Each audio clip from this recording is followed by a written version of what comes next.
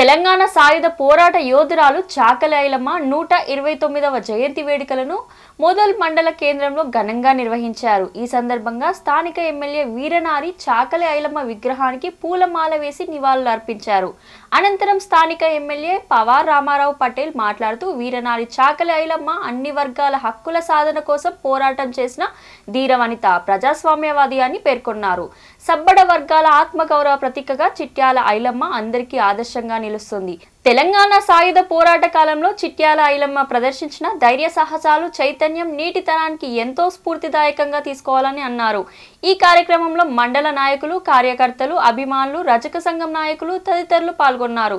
అనంతరం నూతనంగా మంజూరైన డిగ్రీ కళాశాలను తాత్కాలికంగా కొనసాగించడానికి ఐటీడీఏ పరిధిలో గల మహిళా పాఠశాలలను పరిశీలించి దానికి కావాల్సిన సామగ్రిని మరియు సౌకర్యాల కొరకు సత్వరమే నిధులు కేటాయిస్తాను మండల వాసులకు తెలపడం జరిగింది.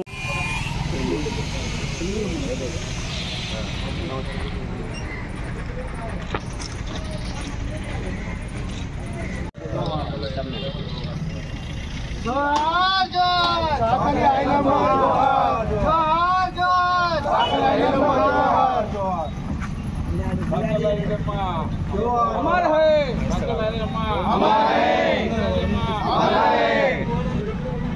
अमर रहे, अमर रहे।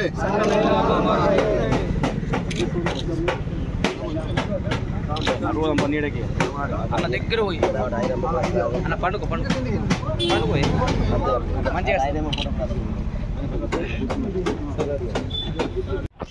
మన ప్రియతమ నాయకుడు నరేంద్ర మోదీ గారి జన్మదినం రోజు గత 1 సంవత్సరం కింద విశ్వకర్మ యోజన అని మనం పెట్టడం జరిగింది. ఆ విశ్వకర్మ యోజనలో ఏదైతే కూలీ వృత్తి ఉంది, కూలీ ఏదైతే చేస్తారో వాళ్ళకి అన్యాయం జరుగుతుంది. కూలీ వృత్తి మర్చిపోతున్నారు, వేరే దందలు వెళ్ళిపోతున్నారు. కూలీ వృత్తి కూడా డెవలప్మెంట్ చేయాలా, ఆధునిక టెక్నాలజీతో దానికి ఇన్స్ట్రుమెంట్స్ కావాలని ప్రతి మొన్న కుమ్మరి వాళ్ళ చెంపు కుమ్మరి వాళ్ళకు ఆధునిక టెక్నాలజీ గిట్లా తిరిగేది. మన దాదాపు మసూలు చేయడం జరిగింది. అదేవిధంగా వీళ్ళకు కూడా కొత్త టెక్నాలజీతో ₹1,00,000 నిర్ణయించి దానికి ట్రైనింగ్ పెట్టి వాళ్ళకు కూడా ఆదుకుంటామని ఏదైతే ఈరోజు బీసీ వర్గాలకు, బడుగు బలహీన వర్గాలకు ఏదైతే నిజాం పాలనలో దూరల పాలన ఉండే ఆ పాలనలో ఏదైతే భూమి కౌలుకిస్తుంది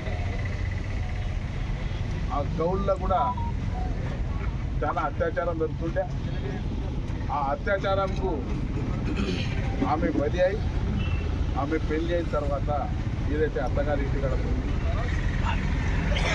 యుద్ధం వాడితే భూమి అనే నినాదంతో ఈరోజు స్వాతంత్రం పోరాటంలో, నిజాం పరిపాలన పోరాటంలో ఒక నారీ శక్తి ఏమిటని చూపించి గత కొన్ని సంవత్సరాల నుంచి మనం చూస్తాం. మన శివాజీ తల్లి జీజాబాయి,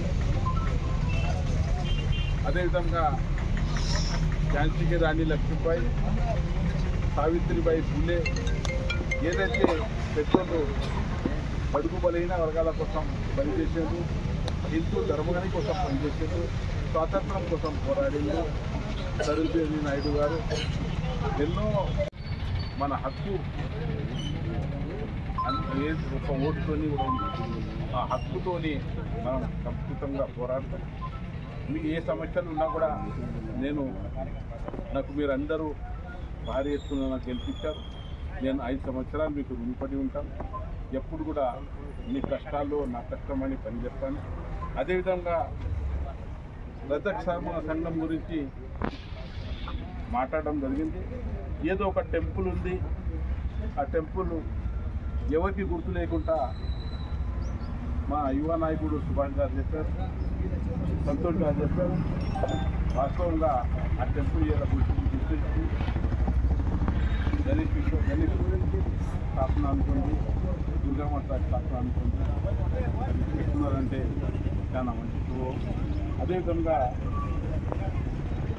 ఎడ్గాం గుడిలో రేపు ఇస్తాము.